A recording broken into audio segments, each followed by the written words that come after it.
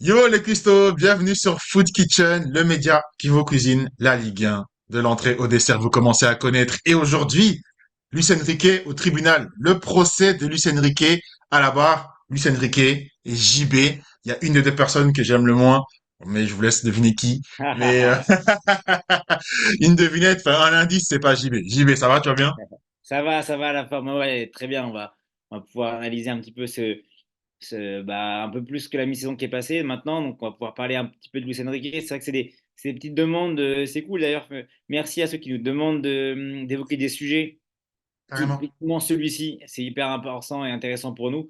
Donc, on est preneur de réflexions, de sujets à brainstormer et à discuter avec vous. Donc, n'hésitez pas, mentionnez-nous, dites-nous qu'est-ce que vous aimeriez voir.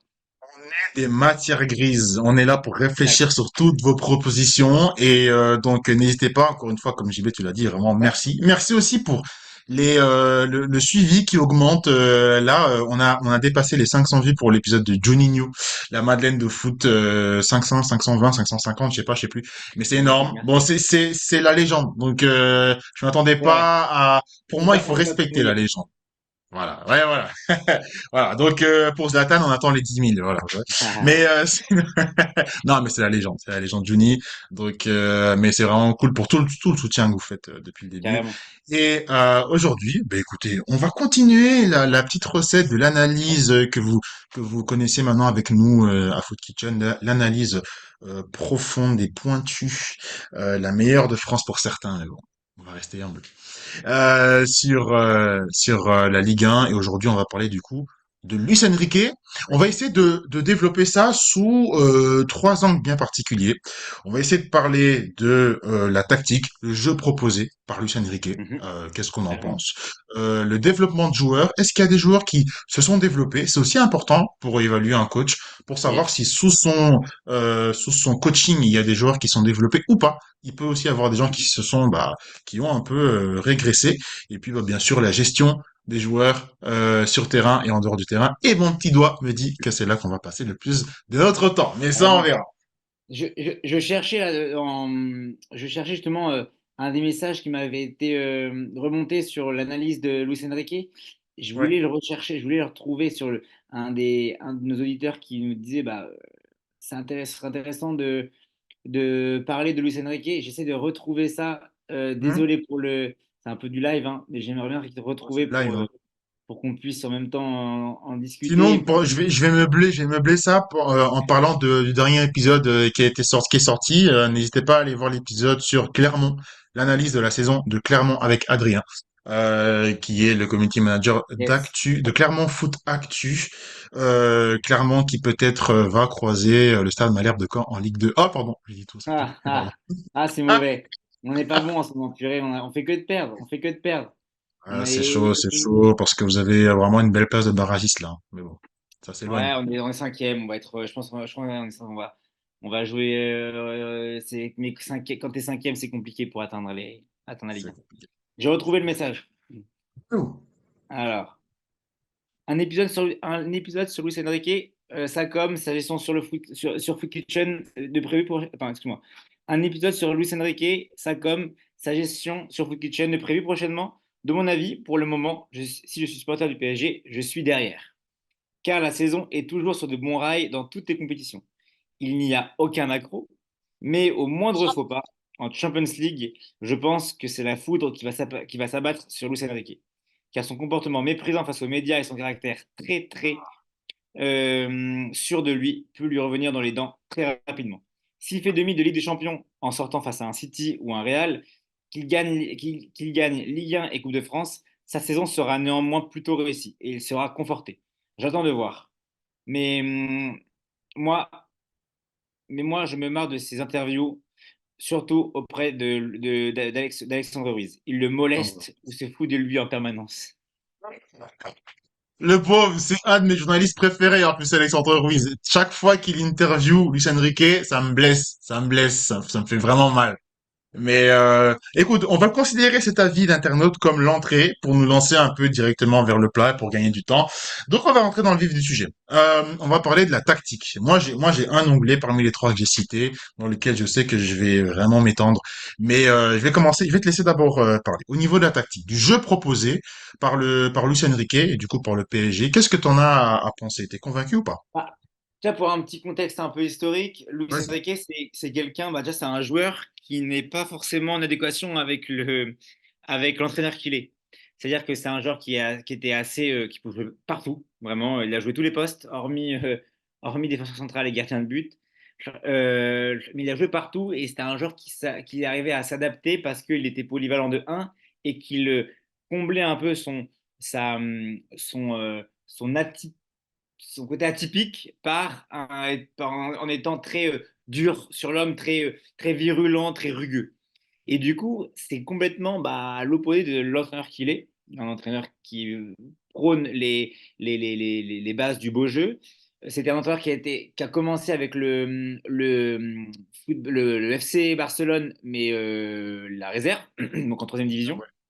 Et c'est là où on va dire, il a fait ses gammes et où il a appris, on va dire, les clés du jeu à la catalane, le tiki-taka en partant de l'arrière, etc. Et il finit troisième la dernière année où, avant de partir à la Roma, où il finit troisième et c'est arrêté une place qui était barragiste, qui lui aurait permis de jouer les barrages pour terminer, enfin pour jouer, je crois, pour jouer en première division espagnole, mais vu que c'est le FCB bis, bah, du coup il Voilà. n'a pas pu le faire. Bref, il est parti à la Roma et en gros il a essayé de dupliquer ce système de jeu euh, tourné vers l'offensive dans un championnat qui était complètement différent. Un championnat à l'italienne, je te parle je crois que c'était autour de 2012, je te parle d'un championnat en Italie, c'était encore un peu le catenaccio Catenaccio, bien ouais, sûr. exactement. Où au C'était un moins, peu vers la fin, mais on y était encore quand même. voilà, exactement. Mais pas forcément, pas forcément le meilleur terrain pour les adeptes de beaux jeux et de tiki-taka, justement. Donc il a voulu dupliquer ce qu'il a réussi à faire au Barça, dans un club comme la Roma, et surtout dans un championnat comme la Serie A. Ben, ça n'a pas forcément fonctionné, je vous spoil, mais il termine, je crois, septième du championnat cette année-là, euh, éliminé d'entrée de jeu par, je crois, une sombre équipe d'Europe de l'Est, je ne sais plus si c'est Prague ou Bratislava, bref, en Coupe d'Europe. Et du coup, ben, les préceptes qu'il a essayé d'inculquer n'ont pas fonctionné. Il part d'ailleurs montrer un petit peu le dysfonctionnement. Il part du Barça avec Bojan Krkić, vous vous rappelez? Ouais. Euh, Le futur crack qui n'a jamais voilà, été crack. c'est ça exactement. Et du coup, qui n'a pas forcément pas percé à la Roma. Du coup, bah, il part de la Roma pour aller au Celta Vigo. À Celta Vigo, il maintient le club, ça se passe plutôt bien. Oui. Il fait plutôt bien jouer les joueurs. Il a joué avec des jeunes qu'il avait déjà eu au Barça B. Vous savez. Et ensuite, il signe au Barça. Il signe au Barça et cette année-là, il signe au Barça et c'est la première année, donc 2014-2015, où il récupère le trio magique Messi, Neymar, Suarez. Suarez, Neymar pour la MSN, pour ceux qui. Voilà. Scène. Mais, et cette année-là, deuxième fois d'histoire que le Barça fait razzia sur les trophées. Ils gagnent, je crois, Les trois. Pas le sextuplé, mais les trois. yeah, ils font pas les six. Non, non, non, non, non, pas les six. Non, on a fait ça une fois, c'est déjà bien. On a fait peut-être 4, 5, mais on n'a pas fait six. Oh, On a c'est quoi, c'est certainement pas fait 11? six. On a certainement, moi, je suis catalan, hein, désolé. Mouah. Vos papiers, monsieur, vos papiers de footix, là. Catalan et parisien. Moi, je veux les papiers du véhicule, là. Moi, j'ai supporté le PSG à partir de Rony. Rony est parti au Barça. Moi, Ok, devenir ouais. fan du Barça. Donc, je suis désolé. Voilà. Avant Messi, hein. Et après, bon, bien sûr, Ok. merci Non, Messi. je crois que du coup, le Barça gagne, enfin, fait triplé, gagne la coupe du Monde des clubs, la Super Coupe Oui, d'Espagne, et je crois, non, ou perd contre Bilbao, je crois, bref, il fait c'est dans les super coupes d'Espagne d'Europe que je doute. Mais oui, effectivement, il la fait Coupe du Monde des razzia, clubs, on l'a gagné. il fait une razzia, et surtout, le Barça joue magnifiquement bien. aidé aussi par un trio magique. Bref, Pas que, hein, pas que. bah, ouais, pas que. Non, non, bien sûr, pas que. On parle de. Enfin, c'est la première année de Rakitic Rakitic, d'ailleurs au Barça. Prime, c'est chaud aussi. Exactement. Ouais. C'est sa première année. Il arrive avec Rakitic dans ses bagages d'ailleurs. Bref, je vous passe ces autres épisodes Ouais. où la remontada avec le Paris Saint-Germain. euh, il Oui. entraîne également l'Espagne. Il arrive à faire. Comment dire, on n'a pas l'Espagne aussi, on n'a pas une Espagne aussi forte et dominante que les années 2010, mais il prend une Espagne qui est Intrinsèquement, en non. reconstruction et il prend des joueurs qui sont pas forcément dans les meilleurs clubs, mais pour ne pas faire une Espagne individualiste, mais pour faire un collectif dans cette équipe d'Espagne. Cette équipe d'Espagne est éliminée à chaque fois dans ces compétitions dès les huitièmes, et pourtant c'est une Espagne qui joue admirablement bien. Moi, je ne suis pas du tout un fan de l'Espagne pour plein de raisons. Mais une équipe qui joue hyper bien sous Luis Enrique, mais qui est trop, on va dire, trop gentille, trop, trop mignonne et pas forcément. Ça manque de tueurs. Voilà, bah exactement, c'est ça. Donc là, il arrive au Paris Saint-Germain. Donc on arrive, désolé, hein, j'ai fait un petit point historique, Nathan, pour juste qu'on recontextualise tout auprès de nos C'est auditeurs. important. Et il arrive au PSG avec, en fait, avec ses échecs, avec ses réussites. Ses échecs, enfin ses réussites, c'est en Espagne, c'est au Barça, à chaque fois. Ses défaites, ses échecs, hormis sélection, ses échecs, c'est à l'étranger.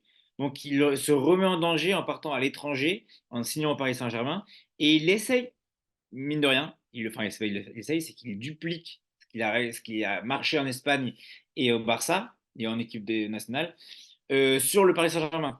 Possession de balle, des joueurs qui pressent hyper haut à la perte de la balle. Ce qu'on appelle lui, ce qu'il aime à chaque fois parler de les 5 secondes fatidiques où à la perte de la balle, le joueur a 5 secondes enfin, l'équipe a 5 secondes pour la récupérer. C'est le pressing haut prôné par Luis Enrique.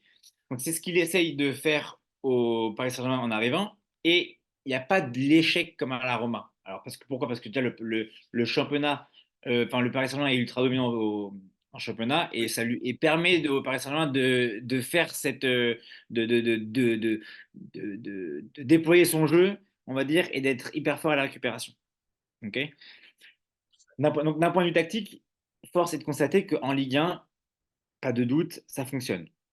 Tu es d'accord avec moi que on voit, alors, on Enfin, voit sa patte, on sait que c'est un jeu à la Luis Enrique, on sait comment il va jouer, on sait que le Paris Saint-Germain va jouer de cette manière-là. On ne sait pas avec quel joueur, mais on sait que c'est de cette manière qu'il va jouer, que va jouer le Paris Saint-Germain. ok.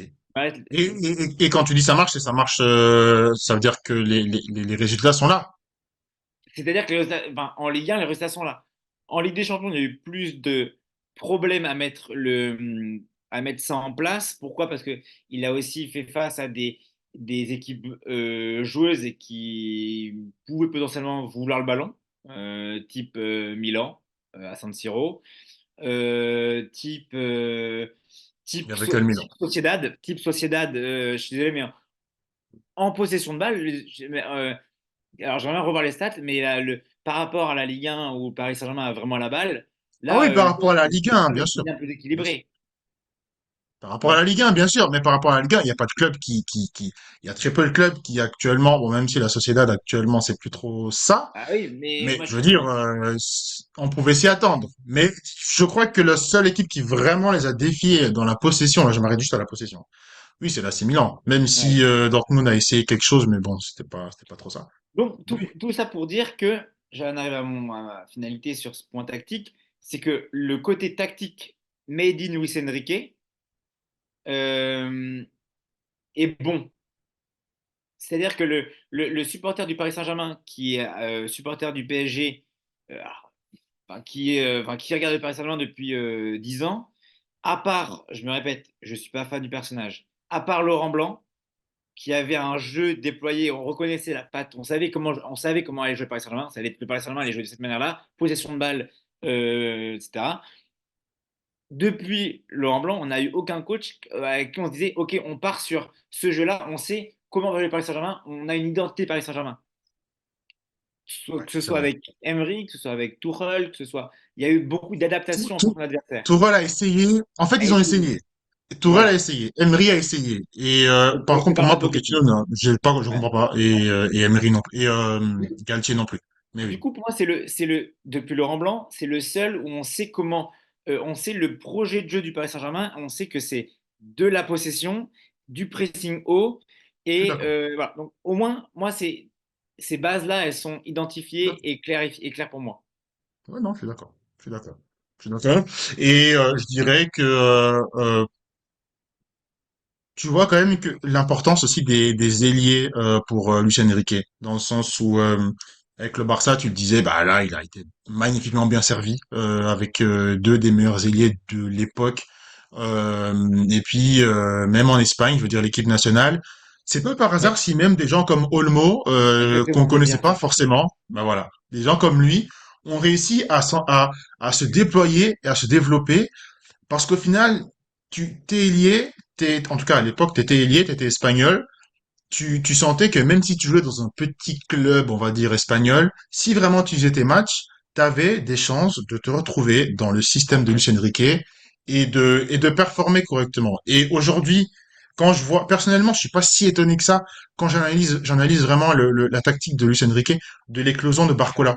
Même si ça a Oui, pris un petit d'accord. temps, voilà, lui et Dembélé, je comprends à quel point Dembélé est si important en fait Ouais, et c'est pour ça que moi, même s'il marquait pas, mais j'étais en mode, en fait, j'étais plus frustré de ne pas voir Dembélé, comment dire, mais enfin, comment dire, en fait, Dembélé ne marquait pas, certes, mais je ne voulais pas qu'il soit sur le banc, parce que son jeu avec Hakimi, l'Hakimi avant la CAN, parce qu'après la CAN, c'est un peu compliqué, mais ouais, on reviendra là-dessus, était vraiment, la combinaison qu'il y avait était vraiment intéressante, et tu vois que les ailiers revenaient un peu comme des attaquants intérieurs yes, dans le rectangle. C'est pas juste je déborde, je centre à la Theo Walcott comme à l'époque carrément, carrément. euh, des ailiers anglais. Et donc je trouve qu'il y avait vraiment ce côté où ok t'es ailier, mais on aura besoin de toi pour rentrer dans le jeu à un moment donné. Participe au Et jeu. sinon il y a un milieu, il y aura toujours un milieu relayeur qui sera en soutien pour t'aider. Hmm. Et puis peut-être que c'est pour ça aussi que un attaquant de pointe avec Luis Enrique, à part si tu t'appelles Luis Suarez, ça fonctionne pas non plus de ouf. Ouais. Peut-être, je sais pas,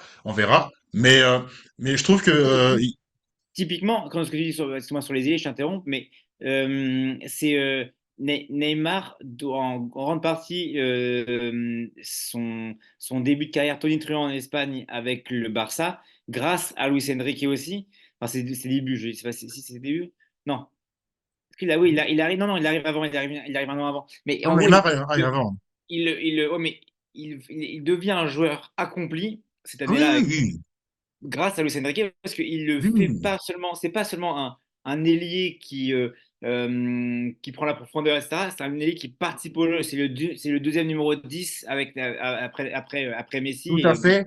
le terrain. Et, et n'oubliez pas que Messi avait été blessé, je pense un mois et demi ou 2 mois, et que durant ce moment-là, Yes. Neymar avait dû prendre l'équipe Vas-y, sur ses épaules avec Suarez, mais que Neymar exactement. avait marqué réellement, alors qu'il avait le À profil d'un décisif. ailier, voilà, oui, tout à fait, mais Ouais. vraiment, il avait vraiment le profil de base à Santos d'un simple hein, ailier qui allait déborder, etc. Donc, non, non, bien sûr, je suis tout à fait d'accord avec ça. Et puis, il y a quelque chose aussi qui avait bien fonctionné dans l'entrejeu, parce qu'on parlait de l'Espagne, des joueurs un peu sous-estimés. N'oublions pas que Busquets était toujours là et que Yes. Busquets était un moteur quand même dans cette équipe d'Espagne-là, dans le Yes. Barça bien sûr aussi, et que au final, il aime bien aussi avoir ce milieu défensif qui joue face au goal adverse, Je pas suis d'accord. dos.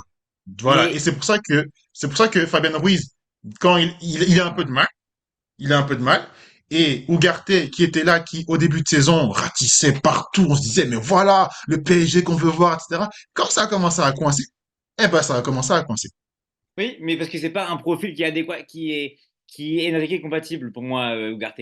Ugarte, c'est un mec, c'est un gars qui se bat, etc. En gros, je vais schématiser, ben, je vais faire un gros raccourci, mais Ugarte, c'est Louis Simone. C'est Simeone compatible, Oui, ok? C'est Cholo compatible, mais c'est pas compatible à Luis Enrique qui aime avoir un milieu qui participe au jeu, pas uniquement dans sa arme. Et pourtant, ce qui est marrant, c'est que c'est un joueur qui est comme ça de base, Luis Enrique.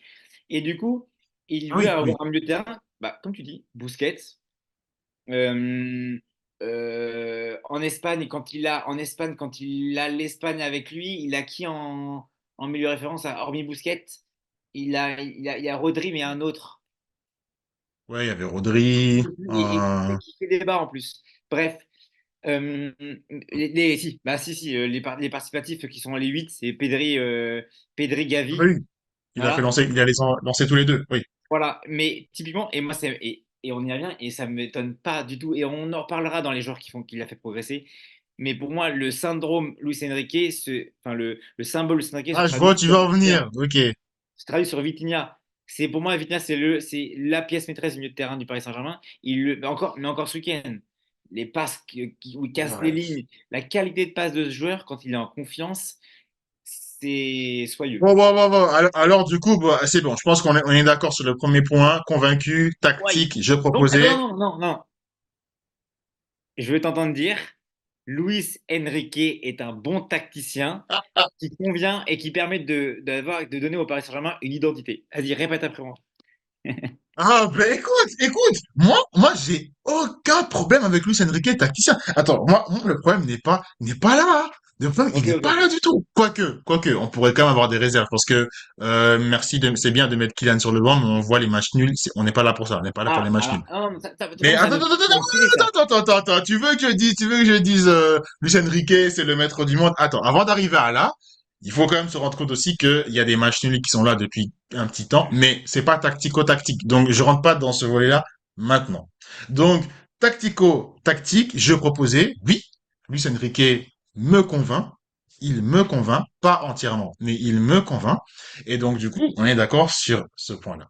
Ok. Donc maintenant, quand on est d'accord sur ce point-là, je dis pas encore qu'il a une identité, j'attends de voir. Vu que du coup, il est en train de créer une équipe sans Kylian pour voir ce que ça donne. Moi, je vois ce que ça donne, c'est n'importe quoi. Mais on verra. Donc on va rester tranquille. Maintenant, tu faisais la passe sur Vitinha.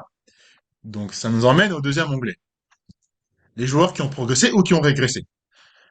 Clairement, moi, là, du coup, tu vas aimer parce que je vais me repentir. Il y avait, chers amis, cher Quisto, une fois où le premier épisode qu'on avait fait sur Ouais, les satisfactions. J'avais ouais, dit, moi, ma satisfaction, c'est Zahir Emery. Tu l'avais dit aussi d'ailleurs. ouais, Mais carrément. Zahir Emery, très bon début de saison, bon joueur, etc. Ouais, Je pense qu'il a aussi progressé sous Luis Enrique de manière indéniable, puisqu'il a eu sa première sélection avec Luis Enrique. yes. Maintenant, Vitinha, c'est le dépositaire du jeu. J'avais dit que ouais, si je devais faire une équipe Merci. type, je mettrais Zaire Emery au lieu de Vitinha. Je comprenais pas. Non, en fait, je comprends. En fait, le mec, quand il est en confiance, c'est lui le dépositaire du jeu. C'est lui qui met les bons ballons au bon endroit, avec le bon timing. Et je trouve qu'il a pris confiance au Mhm. point où, tu sais, il y a des entrejeux. Bah, Marco Verratti, ils ont pas assez confiance en eux pour finir, pour marquer, Yes. pour même juste tenter de loin. Vitinha, tu vois que bah, déjà les pralines qu'il a mises Ouais, contre une frappe de balle. c'était qui le dernier match là, oh là là, j'ai oublié. Mais oui, le Montpellier? dernier match, Non, non. voilà. Bah, en fait, après, non, attends, si, avec le gardien Berthaud, encore un Congolais. Voilà, va savoir. Mais voilà, encore une fois, des beaux goals, mais surtout des assists aussi. Mais c'est la relance qu'il fait sur Kylian pour son triplé, je pense. C'est subtil, c'est intelligent. En fait, tu vois que le Yes. mec, non, il a une vraie vision de jeu. Et quand les rumeurs enflaient en disant que ouais, en fait, il sentait pas bien avec Neymar et Messi, il a contredit, d'accord, mais je pense qu'il y avait une part de vérité dedans, parce que Bien sûr, il y a bien vraiment une sûr. différence, il y a une différence Évidemment. incroyable. Donc ouais, t'avais Ok. raison, JB. Merci. Non, non, mais c'est même pas de. T'as raison. C'est juste que. Moi, je trouve qu'il y a toujours. Il faut toujours des joueurs qui, forcément, ne prennent pas la lumière. Et c'est typiquement le joueur qui prend pas la lumière. Là, il apprend la lumière. Ouais, oui, il apprend la lumière, mais sur le terrain. C'est lui Oui, ils sont, il enfin, il se l'accapare sans forcément le faire exprès. Il est bon, il rayonne et par rapport aux autres, sur le terrain, parce que pour moi, Zaïre Emery, c'est un super joueur, mais en ce moment, il est un peu moins bien. Alors, oui, il il a va un même peu pas moins 19 ans. bien, et aussi, non, mais bien sûr, et aussi parce que on va y venir aussi, et moi, c'est mes reproches, mes points un peu tendancieux sur Luis Enrique sur le développement des joueurs, c'est que moi, je suis pas forcément fan de. J'aime bien, bah, à chaque fois, en parle, j'en parle parce que c'est une émission que j'aime beaucoup et que j'écoute beaucoup avec l'After Foot. Je sais que tu n'aimes pas forcément sur certaines analyses, mais J'aime pas une personne, c'est tout. Daniel, il parle il cite en disant que Luis Enrique, c'est je trouve tout. C'est-à-dire il veut tout le temps créer quelque chose de nouveau avec un joueur. C'est-à-dire que on s'imagine que contre cette équipe-là, on va jouer à 11. Enfin, il rejoint 11 avec ce 11-là. Et en fait, il veut toujours trouver un truc pour contredire pour contredire les journalistes, contredire l'opinion et mettre des joueurs à des endroits où on ne pense pas. Et typiquement, un truc qui a desservi, quelque chose qui a desservi à Zaïre Emery, c'est de le mettre à ce poste de latéral. C'est pas enfin, Galtier l'avait déjà fait en le cramant la saison dernière. C'est pas son poste. Fais jouer quelqu'un d'autre. Mais si tu veux pas le jouer ne pas le faire jouer Zaïre Emery dans l'entrejeu, fais-le reposer. Il a 19 ans. On t'en voudra pas de le voir sur le banc quelques temps. Tu peux faire jouer Fabien Ruiz, tu peux faire jouer Garté, tu peux faire jouer Vitinha, tu peux faire jouer Solaire pour faire reposer. Mais arrête de mettre Zaïre Emery sur Emery, elle a le droit. voilà. Pour moi, c'est en vrai, c'est la limite de Luis Enrique, c'est que c'est les types d'entraîneurs qui pensent avoir toujours raison, ok, et qui, pour lui, il y a la science du jeu et les autres n'ont pas, enfin, ne comprennent pas. Tu sais, c'est les entraîneurs hyper catégoriques, presque autistiques sur des caractéristiques trop philosophiques. Tu vois ce que je veux dire? Moi, j'ai fait que des hicks. Mais, tu vois, et c'est un problème. Et Tourelle avait un peu cette notion-là que je suis pas forcément que j'aime pas forcément d'entraîneur un peu intelligent smart de ouf dans la façon de penser le jeu et du coup n'a pas forcément de considération pour ce qu'on va lui demander ou ce qu'on va lui dire et va vouloir faire son système de jeu avec les joueurs qu'il a donné, peu importe ce qu'on lui dit. Et typiquement, c'est symptomatique, je vais dire moi, un truc qui m'a marqué et que c'est un peu le moment où je me suis dit, waouh, j'aime bien le Enrique, mais je ne suis pas vraiment dans tout. C'est le match contre Newcastle à l'extérieur. Il part avec un système de jeu où il met Vitinha sur le banc, ok? Ouais.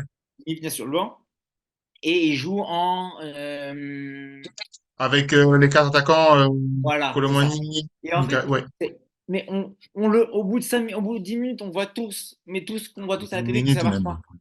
Et oui. Le coup de Et sifflet, à la mi-temps, même avant, tu dois le faire avant, mais au moins à la mi-temps, change le système, change un attaquant pour change-le. Mais il le fait même pas. C'est parce qu'il est tellement, il veut tellement vous dire, je vais vous montrer que ça marche et que j'ai pas envie de changer parce que je veux pas vous donner raison, que c'est sa limite en fait. Et, et contre Newcastle, ils prennent des vagues, ils prennent l'eau. Dans ce domaine-là, je crois que c'est je sais plus comment, Vitinha remplace, je sais plus qui, mais au bout de le premier changement, c'est même pas pour enlever un des quatre. ouais. Donc voilà, moi c'est sa limite, on va dire sur la façon d'être têtu et de parfois utiliser des joueurs à mauvais escient au mauvais endroit. Et typiquement, Kylian, stop. Moi, avec Mbappé en pointe, je peux pas. Alors, au moins, Kylian n'est plus un pivot. C'est déjà Non. ça. Par rapport à Sougaltier, puis Kylian ne joue plus pivot. Oui, Maintenant, d'accord. Kylian n'a rien à faire en neuf. En fait, Kylian pourra devenir un neuf comme Thierry Henry est devenu un neuf par la suite avec le poids des âges et tout ça, en équipe de France par exemple, ou je sais plus où. Mais encore, je pense que Kylian, il est tellement athlétiquement fort que gâcher sa vitesse, gâcher sa qualité de profondeur pour après oui c'est particulier parce que tu mets Barcola qui monte et qui joue bien etc mais je suis désolé Oui, Barcola il Barcola, aurait il a pu être 20 ans. Voilà. un super joker voilà maintenant aussi faut dire hein, Barcola est à gauche parce que au centre les options Ramos Colomani c'est vraiment pas bon. Alors, moi, Mais je bon, préfère là, vraiment Ramos. on fait pas le bilan de la saison du PSG, tu vois. Mais je veux dire, Ramos après Ramos, apparemment, j'ai appris, je sais pas si tu l'as appris, il avait une infection, Effectivement. un Ouais, virus. ouais, Voilà, donc, Colombe. Moi, j'en attends beaucoup de Ramos, hein. Franchement, j'en attends énormément. Moi, je pense que c'est un super joueur et c'est un joueur qui va bien faire jouer Mbappé et Dembélé. C'est un joueur intelligent. De base, c'est pas un neuf pur, hein. C'est un joueur formé numéro 10. Donc, il me semble. C'est vraiment. Je l'attends de le voir en récup. Enfin, j'ai envie de le voir en pleine possession de ses moyens. J'ai envie de le voir avec une vraie confiance en lui. J'ai envie de le voir. J'ai envie que Luis Enrique lui donne confiance en fait. Mais le problème c'est que il a donné du coup à Barcola et il compte sur Barcola et du coup, enfin tu vois, moi le problème c'est que moi le meilleur joueur de ton équipe, moi je pars du principe que ton meilleur joueur il doit jouer à son poste. Et après, tu construis autour de lui. Mais tu ne changes pas le meilleur joueur de ton équipe parce que tu dois faire la place à quelqu'un parce que c'est moins bon devant. Donc, t'es d'accord que Kylian devrait jouer alors? Ah, mais comment? T'es d'accord que Kylian devrait jouer? Ah oui, Mbappé doit jouer à gauche complètement. Non, non, mais il devrait jouer déjà. Ah bah oui, non, mais non, mais bien sûr, on parle d'un des trois meilleurs joueurs un des trois, quatre, allez, un des cinq meilleurs joueurs du monde On peut actuel. arrêter, Donc, on peut arrêter l'épisode, c'est bon. non, mais je n'ai jamais j'ai mis le contraire. Mais pour moi, enfin, je me répète, le Paris Saint-Germain sera meilleur, peut être meilleur l'année prochaine si le recrutement est bon. Ah, Non, mais t'as changé. Ok, c'est pas comme ça. Les amis, non, non, allez non. revoir l'épisode sur Mbappé. Il avait été catégorique, hein. J'ai pas été catégorique. J'ai dit que je pense que si non, non, j'ai toujours dit que si le recrutement était bon, si le recrutement était bon et bien comblé, le Paris Saint-Germain sera meilleur. C'est sûr que si à place d'Mbappé, Paris recrute des joueurs comme Colomani, etc. Bah, non, mais si le recrutement est intelligent avec des milieux qui correspondent à l'ADN de Luis Enrique, un numéro 9 qui correspond à l'ADN de Luis Enrique, une défense à la place de Skriniar, où tu as une défense qui est stable, qui est complémentaire, Marquinhos. ouais, je veux dire, c'est Marquinhos, on le dégage, mais qui est complémentaire. Là, d'accord, ok. Mais pour moi, enfin, et du coup, le Paris Saint-Germain sera renforcé et en sera meilleur. Mais là, à l'heure actuelle, le Paris Saint-Germain est meilleur, enfin, serait meilleur avec son meilleur joueur à son poste préférentiel. Oui, ok, d'accord, d'accord. Donc, du coup, juste pour rendre le débat clair sur cet onglet. Régression, progression. Moi, il y a un truc qui me dérange, c'est que Vitinha a énormément progressé, il n'y a rien à dire. Mm. Maintenant, même ceux qui viennent d'arriver là au PSG, ils jouaient dans d'autres clubs avant. On voyait comment Colomani jouait avant. On voyait comment Ramos jouait avant. On savait comment bon, Dembélé encore, je trouve que c'est pas une régression, donc il est Oui, juste à son niveau. Barcola, pourquoi pas, progression, d'accord. Mais je trouve que il a pas, je pense, il a pas réussi à Skriniar, pour moi, c'est pas le coach, c'est lui-même. C'est Skriniar qui est oui, là-bas. ça, elle est cramée. Maintenant, voilà. Maintenant, Hakimi, le fait, je retrouve pas le Hakimi, et je sais pas, c'est aussi le rôle du coach de trouver quelque chose pour relancer certains joueurs. Ouais, c'est plus la Hakimi canne, quand même. et, Hakimi, c'est plus la canne. C'est plus la canne. et Il est quoi, plus dedans. Chancel depuis la CAN, il est là, hein. Oui, non, mais enfin, Hakimi, il est moins bon vraiment par exemple depuis son retour de Cannes. Mais je trouve que Oui, bah, c'est la moitié de saison. C'est la deuxième moitié de saison. C'est depuis la ouais, deuxième et moitié. puis je pense que c'est lié aussi avec le départ de Mbappé. Ils sont très proches avec Mbappé. Je pense qu'il y a des trucs extra-sportifs qui sont explicables dans le comportement d'Hakimi, mais c'est pas Luis Enrique qui fait moins bien jouer, qui fait moins C'est le bien rôle du jouer. coach aussi de pouvoir relancer des joueurs. Ouais, je suis d'accord. Mais ça passe par faire une vraie concurrence entre Ah joueurs oui, et ah de oui, pas oui, mettre oui. un Zaïre Emery en concurrence avec quand tu vois pour C'est faire même rentrer pas, Hakimi. c'est même pas une concurrence. À la limite, je crois qu'Hakimi, quand il voit Zaire Emery ou Soler à gauche, Oui, il voilà. glousse respectueusement. Voilà. Et même quand il y a Mukele qui est pas un défenseur latéral de formation. Non, bien sûr. Je pense que le fait de savoir que tu es sur un confort ne te pousse pas forcément à t'améliorer. Mais après ça, c'est un problème institutionnel. Hmm. C'est récurrent au PSG, donc. Mais Ugarte, par exemple, là encore une fois, après, ça peut aussi être la faute du joueur. Hein. Je ne veux même pas tout sur la faute du coach. Hein. Mais il y a un moment donné où une saison, c'est 34 matchs maintenant en Ligue 1, avec la Ligue des Champions, avec la Coupe de France. Tu sais très bien qu'en tant que coach, il y aura des moments de moins bien, il n'y a pas de souci, mais il faut savoir trouver. C'est dur, mais c'est le métier qui est comme ça. En tant que coach, trouver ce qu'il faut. Est-ce que c'est relancer d'autres joueurs concurrents qui vont pousser le joueur titulaire à se remettre en question et à revenir? Je trouve que même ça, certes, il fait des rotations généralement, enfin, il en fait tout le temps, même à part Donnarumma et avant du coup Kylian, tout le monde bougeait, tout le monde tournait. Mais très bien, Ça c'est bien, très bien. mais du coup alors ça doit pousser les gens à se donner à fond, alors que là j'ai l'impression qu'ils savent qu'en réalité dans les gros matchs ils seront dans le 11 titulaire. Et pas forcément, je suis pas d'accord. Tu as des joueurs, tu sais, vraiment, pour le Qui? coup, Luis Enrique, il est catégorie dessus. C'est un joueur un peu, c'est un entraîneur un peu anti-star. C'est-à-dire que il y a, moi, je le crois sincèrement, si Mbappé n'est pas bon, il peut le sortir il l'a sorti sur un gros match comme contre Monaco. C'était un gros match, Monaco. Il Oui, peut le bon, sortir sur un match. Enfin, est-ce qu'il aura le cran? Je ne sais pas, mais il peut y songer. Et alors, Mbappé, c'est peut-être pas le bon exemple, mais à non. part Mbappé sur un match de Ligue des Champions, je pense que tout le monde peut sortir. Hernandez, Hernandez. Ah oui, non, sortir sur... Oui, non, non, mais tu vas démarrer, tu sais que tu vas démarrer, même si tu as fait un mauvais match la veille en Ligue 1, si tu joues contre la Sociedad, en fait, je ne me souviens pas d'un joueur Non, type regarde, regarde, regarde, dans regarde le... Lucas Hernandez contre la Real Sociedad au match aller, il ne joue Nuno pas. Mendes. Quoi? C'est Nuno Mendes qui a joué. Non, oui, non, non, non, mais au match retour, il est dans l'axe central, je crois, d'ailleurs, Lucas. C'était Et au match aller, Beraldo on s'en avec... va texto ouais. même. Ouais, ouais, On se ouais, voit la ouais, défense. ouais. Mais il est Oui, blessé, oui, Lucas. Là, tu me dis, bah non, c'est tard, il s'entraîne, etc. Il s'échauffe. Donc, non. Et pourtant, Lucas Hernandez, il était blessé. Ouais, il était blessé. c'est un des piliers du Paris Saint-Germain. Et depuis, franchement, depuis que les Qataris sont arrivés, c'est le seul entraîneur qui ne met pas des statuts en avant. Mais que, alors, peut-être pas, tout le monde n'est peut-être pas sur un pied d'égalité, mais il y a beaucoup plus d'égalité qu'avant. Marquinhos, il est sur le banc sur des gros matchs. Il était sur le banc contre Milan, je crois, contre Newcastle, match aller, au match retour. Bref, Et, enfin, il y a pas de, il y a pas et là, de ça aide. totale Là, ça unanimité. aide, par exemple, Danilo, ça aide, parce que du coup, lui, il se sent vraiment valorisé, c'est super. Maintenant, les autres, comme on l'a dit, quand Solaire ou Zaïre Emery joue à droite, il peut faire sauter Hakimi, c'est très bien, mais Hakimi, Oui, il le sur des sait postes en particulier, ouais. qu'il va jouer.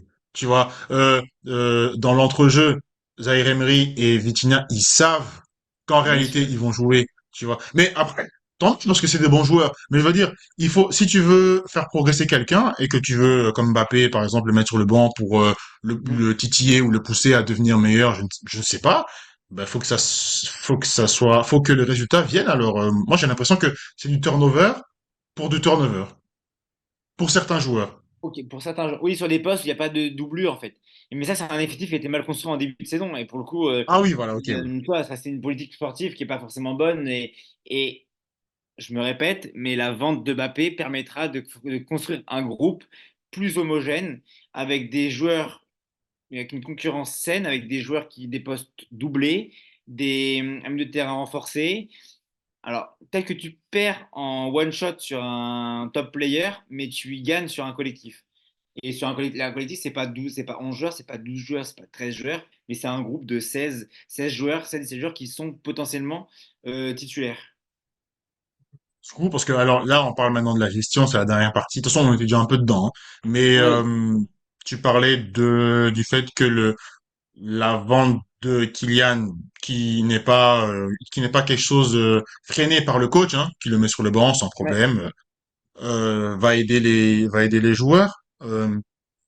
Du coup, là, actuellement, pourquoi dans ce cas-là, le fait de mettre Kylian sur le banc n'aide pas à au moins apercevoir un collectif. On se doute que c'est pas ce collectif-là qui jouera l'année Arrête, prochaine. On se doute qu'il y aura peut-être un ou deux en plus. ta Mais réponse. pourquoi? Ta réponse, c'est-à-dire qu'il n'y a pas là, actuellement, l'effectif du Paris Saint-Germain, il est bien, mais il n'est pas suffisamment bon pour me dire que je me passe de Pour gagner Kylian, en fait. contre en Ligue 1, il est pas bon? Si, en Ligue 1, c'est suffisant. Mais en Ligue Ah des bah Champions, c'est pas c'est le pas. cas. Ça gagne pas. Ça gagne pas. En plus, je suis médisant parce que en gros, dans mon dernier, enfin, dans le dernier débat qu'on a eu sur Mbappé, j'ai dit que Mbappé, enfin, il est suffisant pour gagner la Ligue 1. C'est-à-dire il te permet de gagner la Ligue 1. Celui qui te marque les buts.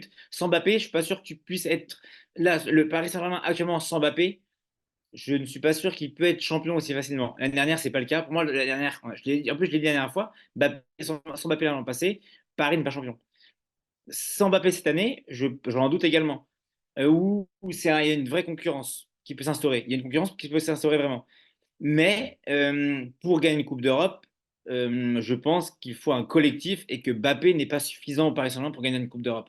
Mais par contre, en championnat, il est il aide, enfin, il contribue, il est l'acteur majeur des titres du Paris Saint-Germain en championnat, dans le championnat de Ok. France. Pas de souci. Mais Ok. moi, je reviens à la Ligue 1. Pourquoi est-ce que le coaching de Luis Enrique, il- pour moi, regarde, Galtier, il a été champion avec le LOSC. Il a été Ouais. bon.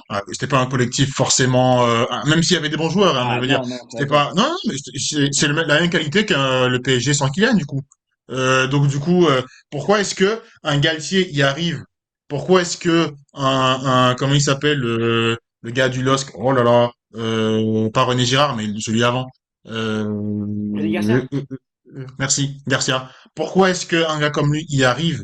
Et pourquoi est-ce que Luis Enrique, qui a un pédigré, entre guillemets, moi j'y crois pas trop, mais enfin, pourquoi est-ce que c'est pas sa faute à lui? S'il y a des matchs nuls qui s'enchaînent. Tu sais, enfin, le Paris Saint-Germain, c'est un club qui est quand même différent. On ne peut pas comparer le Paris Saint-Germain au LOSC. C'est-à-dire que t'as des joueurs qui sont quand même, qui étaient, mine de rien, stars dans leur club avant de venir, ou qui étaient le numéro un avant de venir, que ce soit Vitinha, que ce soit même Fabian Ruiz, que ce soit enfin, en tout cas, c'est dans les meilleurs joueurs de l'effectif. Euh, et pareil pour un Ramos, pour un Colomani, etc. Se retrouver dans un rôle de doublure ou dans un rôle de rotation, bah, en fait, les gens, c'est pas, t'appuies pas sur un bouton et tu deviens bon quand on fait appel à toi. Ça ne marche pas comme ça. C'est-à-dire qu'il y a une confiance, il y a une récurrence dans les matchs, une récurrence dans votre performance. Et, et actuellement, bah, il y a pas un groupe comme je dis, il n'y a pas 16 joueurs concernés ou 16 joueurs qui se tirent qui tirent qui se tirent les uns vers les autres vers le haut, pardon. Compliqué. Tu vois. Et donc, du coup, pour moi, c'est la limite du groupe du Paris Saint-Germain. Et pour moi, l'effectif du Paris Saint-Germain a mal été construit en début de saison.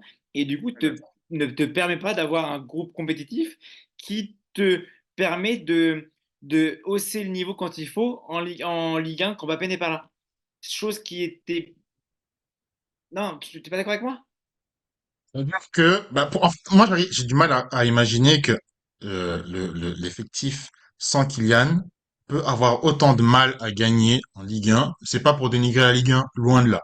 Mais quand vous marchez sur la Ligue 1 avec Kylian et que juste parce qu'il y en a un qui est plus là, vous faites des matchs nuls comme ça autant de fois avec une qualité de jeu vraiment appauvrie, bah pour moi en fait le coach aussi il doit se remettre en question. Et même le côté parce que tu parlais de les joueurs se sentent pas concernés, mais le coach doit les C'est vrai, pousser durant la semaine à se sentir c'est concernés. vrai, Sinon c'est qui d'autre qui va le faire? Il y a personne d'autre.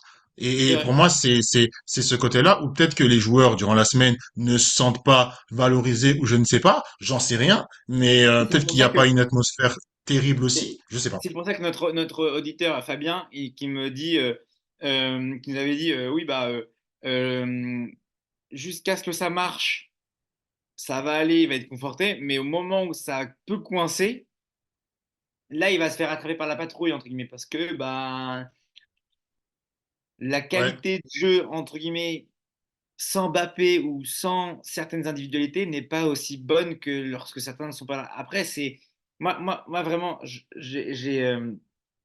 c'est la première année que Luis Enrique prend le Paris Saint-Germain. Il y a un style qui s'adapte. C'est un Paris Saint-Germain qui est on est d'accord, ensemble, là, on est d'accord que le Paris Saint-Germain est en Ne phase dis de pas qu'il est en reconstruction. reconstruction. Ah bah si, je vais pas te laisser dire ça. Avec Kylian? Non, non, mais là, actuellement, le Paris Saint-Germain est en reconstruction. Que ce soit en politique interne, que ce soit en politique sportive, que ce soit Nasser qui reparle enfin foot, que ce soit le recrutement qui ne starifie plus les joueurs, mais qui veut avoir des recrutements qui mettent plus un collectif versus des individualités. Le départ de Messi et de Neymar. Enfin, là, c'est un Paris Saint-Germain qui a Alors, je été. crois que, ok, on a deux définitions de reconstruction. Alors, parce que moi, je pensais que quand tu dis reconstruction, c'est saison de transition, en mode, s'ils sont pas champions cette année, c'est pas grave. Ah non, je te parle pas. Alors, je fais attention, non. Mais pour moi, Ah, si Paris Saint-Germain. Je vais vulgariser mes propos. Mais si Paris ne terminait pas dans le top 2 dans les deux premiers en Ligue des Champions et était en Ligue Europa, c'était pas un downgrade de ouf. C'est-à-dire que c'est une période où Paris restructure sa politique sportive et ne veut plus mettre en avant des top players, mais un collectif.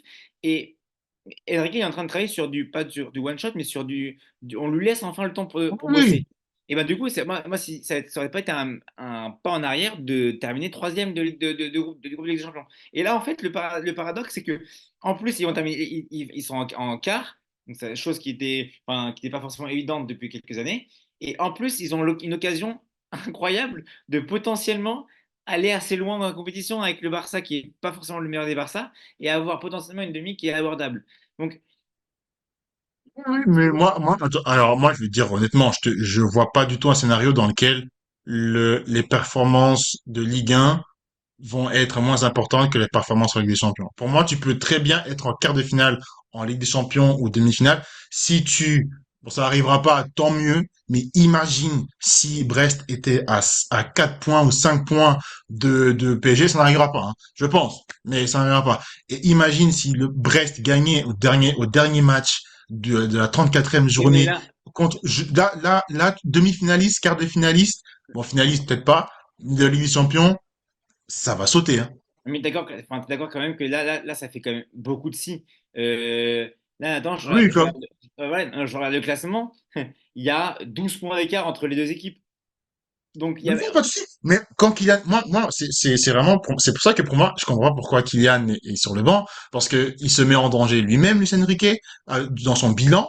S'il laissait Kylian sur le terrain, il le laisse partir tranquillement, il construit, comme tu dis, ils sont en construction, il construit après. Il construit, il continue à construire.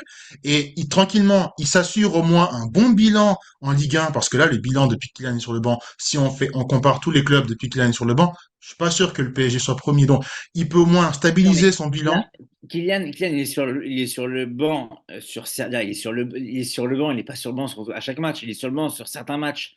Et quand il est sur le banc, c'est aussi pour le faire reposer et dans la rotation. Paris enchaîne les compétitions, ils sont en Coupe de France, ils sont en Ligue 1, ils sont avec des champions, on est en hiver, il y a une pression un peu aussi euh, en ce moment avec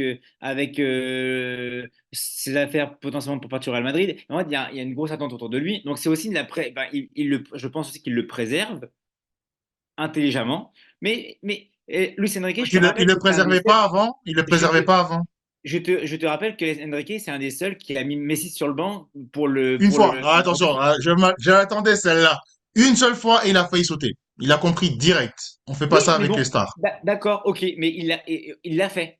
Mais sauf que, en fait, c'est dans la perception des top players, mais quand il faut, un joueur n'est pas invincible. C'est qu'il, enfin, il peut être blessé, il doit le changer. Enfin, Kylian, il peut pas, enfin, il est encore jeune, je pense, il n'arrive pas à comprendre ça dans sa tête, mais c'est aussi pour son bien-être que le mec fait des matchs sur le banc. Et c'est pas dénigrer et dire que c'est pas un bon joueur. On sait tous que c'est le meilleur joueur du Paris Saint-Germain. On sait tous que Non, on c'est le sait. on sait tous que il y a que de lui que peuvent venir la lumière. En Ligue des Champions contre la Sociedad, c'est la même chose. C'est de lui dans la lumière. À chaque match de Ligue des Champions, c'est de lui dans la lumière. Donc oui, on le sait. Maintenant, je pense qu'il le préserve. Il est intelligent. Il y a des échéances qui arrivent. Paris a 12 points d'avance sur tout le monde en Ligue 1. Qu'est-ce qu'il a prouvé? Dans ce cas-là, j'ai besoin de comprendre alors pourquoi Messi à son âge n'était pas comme ça sur le banc, Cristiano non plus, Neymar non plus, le Bayern qui avait 15 points à l'époque, il jouait, toutes les stars jouaient. J'ai l'impression qu'Kylian, il est de cette Non. branche-là de pouvoir jouer autant de matchs. Mais après, bien sûr, je veux dire en termes de physique, de physique, tant mieux s'il est préservé. Mais après, est-ce que c'est facile de venir après jouer? Il va jouer en quart contre le Barça juste après avoir été, Professionnel, avoir joué 60 minutes. les mecs qui s'entraînent tous les jours, Mbappé, enfin, enfin, il a jamais de problème physique sur le fait dans la répétition des efforts. Moi, enfin, clairement, là, c'est pour moi, je veux dire, c'est pas un débat qui est. Enfin, oui, on sait tous que Kylian sera performant en quart, peu importe, contre le Barça, il sera au rendez-vous. Maintenant, est-ce que le collectif sera au rendez-vous? Je ne sais pas, mais on sait que Mbappé, c'est pas en loupant deux matchs qui va être moins bon sur un terrain ou va perdre en percussion ou en, tu vois, en longévité sur le terrain. Non, franchement, je t'assure. Vraiment. Et il a été mis sur le banc 2 fois. Non, pas que deux fois. Et quand je dis sur le banc, c'est le banc en rentrant ou en sortant, je veux dire, voilà, c'est ça, c'est tout ça. Mais enfin, c'est le rôle d'un entraîneur. À un moment donné, c'est savoir faire sortir ses stars. Et je suis désolé, enfin, je vais dire un truc, hein, Oui. mais je Mais, déteste ces joueurs capricieux qui sortent, quand on les sort, ils font. Franchement, les gars, mais, mais, mais, mais moi vous alors, êtes j'aime pas. égoïsme. Ouais, bien sûr, mais y a pas tout ça. Ok, on est d'accord. Moi, il n'y a pas de souci. Je comprends juste pas alors pourquoi le coach est hypocrite et pourquoi il le fait seulement à partir de la rumeur Ça, c'est un autre de débat. Kylian. C'est pour ça que pour moi, ça rentre dans la gestion des joueurs hors du terrain. Toute la fumisterie de ouais, je le fais pour le reposer, c'est pas vrai. Pour moi, c'est Après, pas vrai. Pour moi, Enrique, c'est il l'a pas dit, hein. vrai. Enrique, il l'a dit. Pas Enrique, mais Mbappé l'a dit. Non, je veux aucun problème avec le coach. Et j'ai bien plus de problèmes enfin, j'ai des problèmes bien ailleurs que le coach. Avec le coach, ça se passe très bien, mais ces problèmes, ne sont pas avec le coach. Comprenez-moi. Les problèmes sont Oui, avec la oui. direction. C'est pas avec Enrique. Bien sûr, bah, chacun peut y croire ou pas, hein. Moi, je crois pas, hein, parce que ce serait très politique. Mais Kylian est Non, un joueur très politique. Mais bien sûr, non, je pense qu'il n'a pas moi, je, vraiment de problème avec le moi, je coach. pense pas ça. Moi, Avec je le pense pas. coach lui-même, ça se passe très bien. On voit que ça se passe très bien. Mais ça veut pas dire, c'est pas parce que ça se passe très bien que tous tes choix que tu fais, je les Non, comprends, je les respecte ou je les trouve mais logiques. heureusement, mais moi, je suis pas partie des personnes qui veulent donner les clés du camion entièrement à un seul joueur. Je trouve ça. Enfin, Oui, non, il n'y a pas de souci, il y a pas de souci. aucune équipe sur Terre n'a réussi en donnant les clés uniques à un joueur, à part le Barça avec Messi. Ah, et le Real avec Cristiano. Ah bah si, bon, bon, c'est Non. pas le débat, c'est pas le débat. Mais ok, ok, ok, ça va. Le, Quand je dis Messi, Messi sans Xavi et Iniesta, c'est aussi on a un autre Messi. Je suis désolé, mais c'est la vérité. Oui, oui, on a un champion du monde, t'as raison. Mais Comment? Non mais, on a un enfin, champion du monde. On a un champion du monde. non mais oui, non, d'accord, oui, enfin, ça c'est autre chose. Mais Ah oui, avec ce le que je veux dire, on est un demi-finaliste en Ligue des Champions 2019. à part, enfin, maintenant dans le football de nos jours, Oui, aujourd'hui, ça c'est marche plus. rare de gagner avec un seul Non, joueur. ça marche plus, ça marche plus, ça marche plus. C'était Mais juste deux depuis joueurs, mais sinon c'est même Zizou, c'était pas comme ça. Non, non, je suis d'accord. ces Je deux te joueurs et titille, mais encore, vraiment, je me répète, c'est de ces deux joueurs et encore. ouais, bah voilà. En tout cas, les amis, on pourrait s'éterniser hein, dans le Ouais. débat. Donc voilà. Et tu voulais dire une dernière chose ou Ouais, je on vais dire passe une au dernière chose. dessert là? Moi, il y a un truc qui m'a. J'ai trouvé ça plutôt bon, dans le bon ton. J'ai bien aimé, c'est un post de Nicolas Villas que j'aime beaucoup, c'est sur Ouais, le journaliste sur le RMC. journaliste. Il a fait un post sur Twitter, je le cite, c'est étonnant qu'on s'étonne de la communication de Luis Enrique. C'est déconnant de critiquer l'humain quand on ne le connaît pas personnellement. Et puisqu'on ne dissocie pas l'entraîneur de l'homme, ce dernier a vécu ce qu'un père ou une mère peut connaître de pire. J'essaie de le comprendre, de me mettre à sa place en espérant, je l'avoue, ne jamais y être. Comment j'aurais réagi pendant et après une telle épreuve? Comment continuer de vivre avec une telle souffrance? Aurais-je réussi à poursuivre ma carrière pro sans que ça me conditionne? Quel aurait été mon rapport aux autres, au monde, qui plus est médiatique, après ça? Le foot est ma passion, mais ma famille est ma vie. Gamin, j'avais de l'admiration pour Luis Enrique, le joueur. Aujourd'hui, j'en ai pour l'entraîneur, mais j'ai surtout de l'empathie pour Luis Enrique, le père. J'ai trouvé un peu, je trouve que c'est dans le bon ton, c'est que, oui, alors, il a toujours été un peu renfrogné envers les médias, mais je pense il a pris, depuis ce moment bah, tragique qu'il a connu, il a perdu sa fille qui avait 9 ans, une maladie. Je pense automatiquement ça te conditionne face à la vie, dans ton métier, et ça te crée une carapace que tu te crées peut-être d'une manière euh, pas intentionnelle au début, et en fait ensuite ça fait partie de toi, et c'est une protection qui fait partie de toi et de ton quotidien face aux médias, face même, tu peux même face à certains joueurs quand tu peux se sentir agressé, pas en disant bah, vous savez pas ce que j'ai vécu, mais un peu dans ce style-là, bah, je préfère pas vous dire ça. Alors du coup, je vais peut-être me renfermer sur certains sujets. C'est que des si, tu vois. C'est que des suggestions. Mais je pense que c'est intéressant et je pense que c'était à noter et à souligner. Et j'ai bien aimé ce message-là de la part de Nico Villas, qui est bah, toujours très bon. Et Toujours un très bon journaliste, vraiment très bon mot. Et donc oui, bien sûr, hein, vraiment, n'oubliez encore, pas les gars, le custo. Là, le foot, c'est du foot, mais il y a des humains d'abord derrière. Donc, c'est voilà. certain. Ça n'excuse pas tout, mais c'est quand même à souligner en tant que humain, quoi. Je pense pas que je pense pas que Lucien Riquet soit une mauvaise personne. Mais Ah quand non! moi aussi, non, mais oui, mais ça peut être, on peut avoir tendance à penser ça quand on voit son rapport avec les médias, quand on voit son rapport avec avec Alexandre Louise, Ruiz, pardon, Non. tu vois, en conférence de presse. Même Ruiz, ça a été une seule fois en réalité, parce que maintenant tu Oui, regardes, en fait, ils se marrent les deux. Non, oui, c'est voilà. cool. Non, non. Et puis tu vois sa chaîne Twitch, il revient sur Twitch d'ailleurs. Exactement. Donc non, il est là, il est tranquille, il est On chill. fait C'est carapace, je vraiment, pense. il faut dissocier. Il faut vraiment dissocier l'humain et le coach. Tout comme Kylian aussi, hein. Il faut dissocier le joueur et l'humain. Peut-être qu'il a pas un gros melon, peut-être, je sais pas. Évidemment. Mais bon, ça c'est une hypothèse. On peut se décider ou pas? Vous avez bien compris les gars, hein, on est complètement à l'opposé à ce niveau-là. Mais c'est Pas pour ça sûr. aussi qu'il fallait faire ce débat. Je pense qu'on se C'était rejoint important. on se rejoint sur plein de Non, domaines, bien hein. sûr. Non, mais tactiquement, on se rejoint. Il a convaincu. Régression, progression, ma progression de Vitinha, bravo. Il fait progresser des joueurs dans toute sa carrière, ou en tout cas la majeure partie. Il a fait progresser des joueurs. Et puis, bah, c'est dans la gestion où là, bah Mais voilà. écoute, je vais te dire un truc. Si Paris Saint-Germain gagne avec des champions, tu verras Mbappé et Enrique main dans la main en train de s'embrasser, rigoler ensemble. C'est toujours la même chose. Quand ça gagne et que ça fonctionne, ces petits trucs qui te piquent en cours de saison, bah, tu les gommes quand tu es champion. Enfin, on le sait, on l'a tous vu, que ce soit avec Guardiola à Manchester City, que ce soit avec. Enfin, on sait comment ça se passe. Donc, je souhaite au Paris Saint-Germain de gagner cette Ligue des Champions qu'il convoite depuis autant de temps. Je pense que ce sera compliqué, même si cette année, ils ont une bonne carte à jouer grâce au tirage. Tout à Au fait. moins pour la finale. Je préfère ne pas en dire plus. J'ai déjà beaucoup parlé sur le PSG en Ligue des Champions durant les années. Cette fois-ci, je me tais, j'attends, je vois. Mais il y a pas de souci, on verra. On sera connectés. On Yes, en débriefera de l'Europe sur Foot Kitchen. On carrément passe au même. dessert. Un peu de sucre. Un peu de sucre, j'arrive de suite. Est-ce que tu vas faire mieux que la dernière fois? Parce que la dernière fois, tu as été catastrophique, hein. La dernière Rebondis. fois, c'était la reprise. Ça faisait 2 semaines qu'on s'était plus vu. Là, normalement, en plus, si c'est un Parisien, ça devrait le faire. C'est pas un Parisien, mais Voilà, c'est un génial. joueur. Je mets un chrono, allez, c'est parti. Top. C'est un joueur, justement, il a évolué avec Luis Enrique dans un club en particulier.